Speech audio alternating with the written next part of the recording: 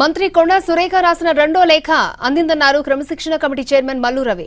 రెండు లేఖలు పరిశీలిస్తున్నామని అన్నారు. క్రమశిక్షణ కమిటీలో లేఖలపై చర్చిస్తామన్నారు మల్లు రవి.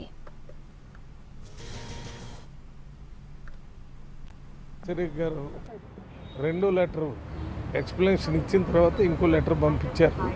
అది నిన్న సాయంత్రం మాకు ఇంటి దగ్గర చేరింది. అది చూసాము.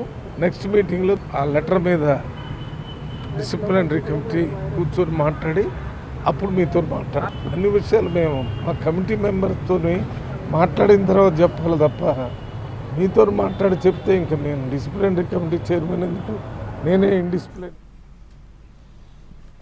రైట్. మంత్రి కొండా సురేఖ రాసిన రెండో లేఖ అందిందన్నారు క్రమశిక్షణ కమిటీ మల్లు రవి. కొండా సురేఖ రాసిన రెండో లేఖకు సంబంధించి మరిన్ని అప్డేట్స్ అందించడానికి మా ప్రతినిధి చారి మనకి లైవ్ లో అందుబాటులో ఉన్నారు. చారి, రెండో లేఖలో ఏమని ప్రస్తావించారు, ఏమని క్రమశిక్షణ కమిటీకి లేఖ రాశారు కొండా సురేఖ? కొండా సురేఖ నిన్న రాత్రి రాసినటువంటి లేఖలు ప్రధానంగా తనపై కుట్ర జరుగుతుందని పార్టీకి సంబంధించినటువంటి ఎమ్మెల్యేలందరితో ఒకే రక తరహా డిమాండ్ చేస్తున్నారంటే దీని వెనకాల అదృశ్య శక్తుల హస్తం ఉంది అనేటువంటి అభిప్రాయాన్ని చేస్తూ వీటిని తేల్చండి అని క్రమశిక్షణ కమిటీకి లేఖ రాశారు. దీనిపై కొద్దిసేపటి క్రితమే క్రమశిక్షణ కమిటీ చైర్మన్ మల్లు రవి స్పందించారు. గాంధీ భవన్కి వచ్చారు, జిల్లాకు సంబంధించినటువంటి పిఏ సమావేశానికి. అయితే ఈ సందర్భంగా ఆయన నిన్న రాసినటువంటి లేఖకు సంబంధించినటువంటి విషయం మీద స్పందించారు.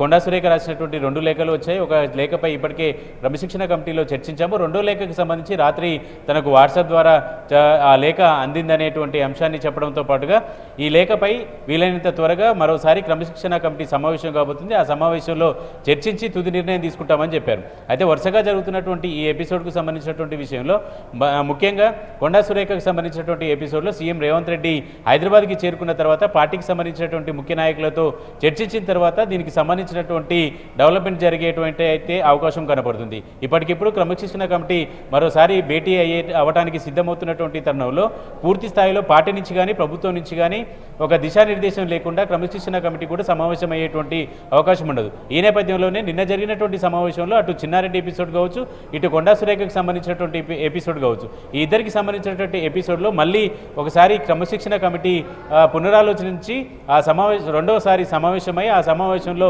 చర్చించి నిర్ణయం తీసుకోవాలనేటువంటి అవగాహనకి వచ్చింది. కాబట్టి దీనికి సంబంధించి సీఎం రేవంత్ రెడ్డి ఈరోజు రాత్రి పొద్దుపోయిన తర్వాత హైదరాబాద్కు చేరుకునేటువంటి అవకాశం ఉంది. ఆ సందర్భంగా రేపు హైదరాబాద్కి చేరుకున్న తర్వాత పార్టీ ముఖ్య నాయకులతో కూడా ఆయన మాట్లాడేటువంటి అవకాశం అయితే కనబడుతుంది. మొత్తానికి కొండా సురేఖ ఎపిసోడ్పై కొంత సస్పెన్స్ అయితే కొనసాగుతుంది. ఏం జరుగుతుంది అనేటువంటి అటెన్షన్ అయితే పూర్తి స్థాయిలో అటు రాజకీయ వర్గాలు ఇటు కాంగ్రెస్ పార్టీలో కూడా ఒక ఆసక్తికరమైనటువంటి పరిణామంగానైతే